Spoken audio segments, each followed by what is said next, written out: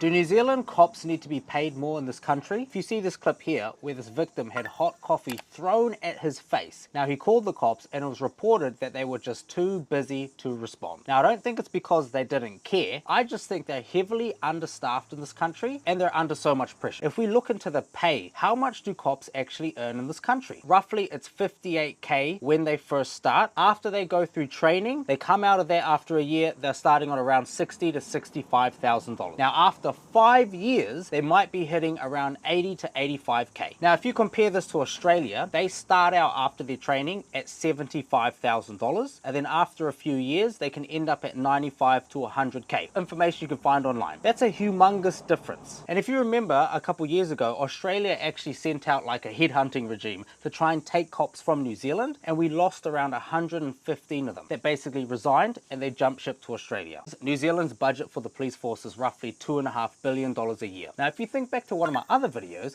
I mentioned that we spend $3 billion a year on climate change stuff. It's clownland. Now, if New Zealand can cut costs elsewhere and allocate more towards the police force, that is ultimately the best benefit for our citizens. So the next time that some fucking scumbag decides to throw hot coffee at someone's face, they actually arrive and they can fucking prosecute this dude to the full extent of the law.